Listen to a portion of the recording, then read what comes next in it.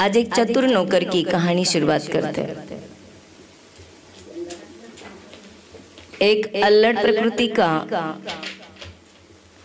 एक धनिक सेठ था, बहुत शराब पीता था।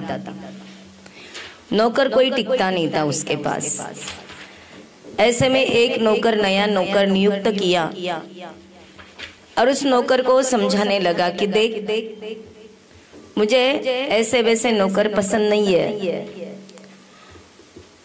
मैं तेरे से ऐसी अपेक्षा रखता हूँ कि मैंने एक बात बोल दी तो तुम्हें थोड़ा सा भी इशारा किया तो सब समझ में आना चाहिए। सब पूरी बात में ना बोलूं और उसके आगे पीछे की सब व्यवस्था तुम बना के रखना चाहिए। उसने कहा जी। और ऐसा बोलने के बाद एक बार नौकर ने सोचा कि कितना शराब पीता है, इसकी शराब की लत को मैं छोड़वा दूंगा। सेठ जी ने कहा सुन, शराब पीने का मन कर रहा है, शराब की बोतल लेकर आ। उसने कहा जी। सेठ जी जहां बैठे थे वहां टेबल थी और टेबल के ऊपर उसने क्या किया, बोतल रख दी, सामान रख दिया। क्या क्या सामान रख दिया, मतलब 15 मिनट। उसने कहा कि 15 मिनट लगेंगे मुझे लाने के लिए। उसने कहा 15 मिनट? हाँ, बोले 15 मिनट लगेंगे। उसने नौकर ने वो गिलास रखा जो भी उसके शराब के अंदर डालते या शराब की बोतल। उसके बाद में उसने उसके साथ खाने का सामान रखा और एक डॉक्टर को बुलाया। डॉक्टर पे रुका वहां पे। इसके बाद दवाई रखी, इसके बाद सब सामान रखा। उसने कहा ये क्या किया तूने, शराब भी रखी ये भी रखा। उसने कहा डॉक्टर सेठ जी आपने बोला था ना कि मैंने थोड़ा सा भी सब बताया कार्य तो तू पूरा करना। मैंने पूरा कर दिया। मैंने बोतल रख दी क्योंकि आपको पीना है, उसके साथ आपको खाने का मन तो करेगा कुछ, तो इसलिए खाने का रखा। इसके बाद आप बीमार पड़ोगे तो दवाई रखी, लेकिन ज्यादा दवाई का काम नहीं समझ में आ जाएगा तो डॉक्टर लगेगा। तो मैंने तुरंत 5 मिनट में सामने वाले डॉक्टर को बुलाया। इतना ही नहीं, मैंने सब क्रियाक्रम का, क्योंकि बचोगे नहीं, शराब ज्यादा पियोगे तो बचोगे नहीं है, तो इसके लिए लकड़ी वगैरह का भी इंतजाम कर लिया। और इतना ही नहीं कि बस अब शराब पीने लगोगे ना, ये सब होगा ना, तब तक मैं सबको न्योता भी दे के आऊंगा कि हमारे सेठ जी मर गए। उसने कहा हे भगवान, और खुद ही सेठ जी समझ गए और खुद शर्मिंदा हुए। और एक पल में उसने दिखा दिया कि शराब से लेकर मृत्यु तक की घटना को समझा दिया। सेठ जी की शराब भी छूट गई और सेठ जी सब समझ भी गए। ऐसा नौकर होना चाहिए, या ऐसा समझदार व्यक्ति कभी घर में आ जाए तो समझदारी का काम होता है। ओम नमः। तिहुवन तिलयम देवम वंदिता तिहुवनिंद परिपूज्यम ओच्छम अणुपेहाओ भवीय जनानंद जननियो।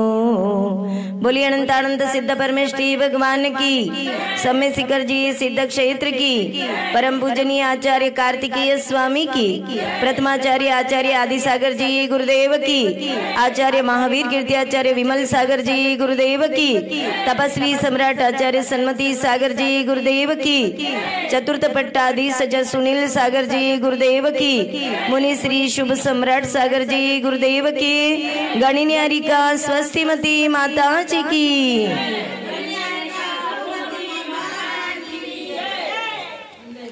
कल हमारे बोधि दुर्लभ भावना का प्रकरण कल समाप्त हुआ। आज धर्मानुप्रेक्षा का प्रकरण प्रारंभ होने जा रहा है।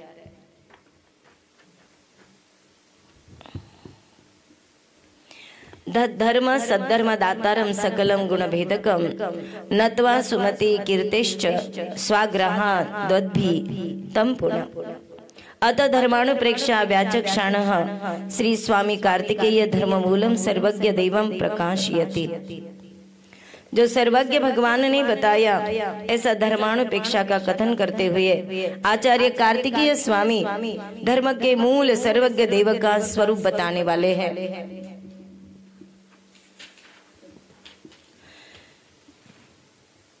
जो जानदि पज्जखम तियाल गुण पज्ज एहि संयुक्तम लोया लोयम सयलम सो सवर्णु हवे देवो। बड़ी सुंदर मार्मिक ऐसी गाथा का प्रकरण की शुरुआत में ही गाथा का ये कि जो त्रिकालवर्ती गुण पर्यायों से संयुक्त संपूर्ण लोक और अलोक को प्रत्यक्ष जो जानते हैं वह सर्वज्ञ देव है। सर्वज्ञ देव की ये डेफिनेशन यहाँ पे बताइए। जो त्रिकालवर्ती मतलब हमारे जो 6 द्रव्य है, जो वस्तु ये है इस विश्व में, वो अनादिकाल से है और अनादिकाल से होने के कारण त्रिकालवर्ती गुण पर्यायों से संयुक्त गुण और पर्याय सभी द्रव्यों में होती है। कहते लोक और अलोक को प्रत्यक्ष जानता है। जो जानने वाले कुछ देव होते हैं वो सिर्फ कैसे होते हैं, स्वर्ग का, मध्यलोक का, नरक का कुछ भागों को जानते हैं, वो स्वर्ग के देव हुआ करते। लेकिन जो मोक्ष जो गए हैं ऐसे जो सर्वज्ञ देव है, देवादि देव है, जो वीतराग देव है, वो कैसे होते हैं, 3 लोक के समस्त वस्तुओं को एट ए टाइम एक ही साथ युगपत जानते और देखते, गुण पर्याय सही। ऐसे भगवान को क्या कहते हैं, सर्वज्ञ देव। सर्वज्ञ का अर्थ है सबको जानने वाला। सर्व मतलब संपूर्ण, ज्ञ मतलब जानना, जानने के लिए ज्ञ शब्द आता है। ज्ञ मतलब जानने वाला। सबसे मतलब क्या है, भूत भावी वर्तमान कालीन गुण और पर्याय सहित संपूर्ण लोक अलोक को जो जानते हैं एक साथ, उनको कहते हैं। क्योंकि उनका दर्शनोपयोग और ज्ञानोपयोग साथ में होता है।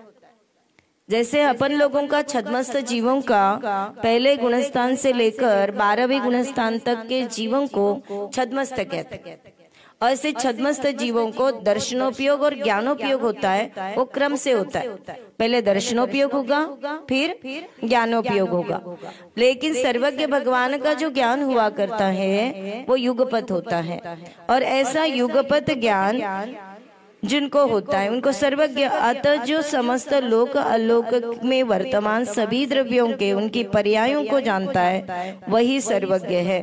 वही वास्तव में देव है, देवादि देव है। वह अनंत चतुष्टय स्वरूप परमानंद में क्रीड़ा करते हैं। ऐसा कहा भी है कि जो अनेक प्रकार के समस्त चराचर द्रव्यों को तथा उनके सब गुणों को और उनके भूत भावी वर्तमान पर्यायों को एक साथ प्रति समय पूरी तरह से जानता है, उनको क्या कहते हैं, सर्वज्ञ कहते हैं। और उस सर्वज्ञ जिनेश्वर महावीर को नमस्कार किया।